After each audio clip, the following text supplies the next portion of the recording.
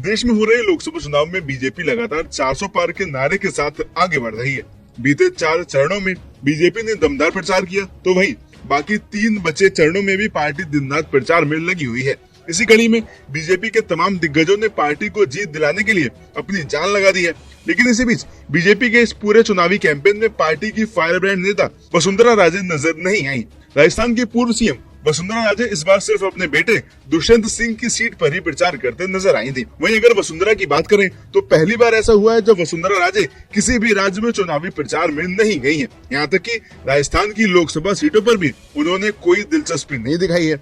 हालांकि चुनावी कैंपेन में वसुंधरा की गैर मौजूदगी के पीछे सियासी गलियारों में तमाम बातें चली। लोगों का कहना था कि राजस्थान में हुए विधानसभा चुनाव में भारी बहुमत से जीतने के बाद भी भजनलाल को सीएम बनाने के बाद से ही वसुंधरा राजे पार्टी से नाराज हैं। हालांकि इस मामले पर अब सूत्रों का कहना है कि राजस्थान बीजेपी ने वसुंधरा राजे का किसी भी सीट पर कोई दौरा ही नहीं बनाया, जबकि प्रदेश अध्यक्ष, महामंत्री, उपाध्यक्ष और प्रदेश के प्रवक्ता तक दूसरे राज्यों में प्रचार प्रसार में लगे हुए हैं। वहीं राजस्थान में लोकसभा के लिए 2 चरणों में मतदान हुए हैं। पहले चरण में कुछ सीटों पर वसुंधरा राजे की सभाओं और रैलियों की चर्चा हुई थी। कुछ प्रत्याशियों ने वसुंधरा राजे की सभा की चाह करी थी, मगर इस मामले में किसी भी तरह का कोई प्रोग्राम तय नहीं हो पाया। दूसरे चरण में खुद झालावाड़ में मतदान था, इसलिए वसुंधरा राजे वहां खुद अपने बेटे की सीट पर डटी रही।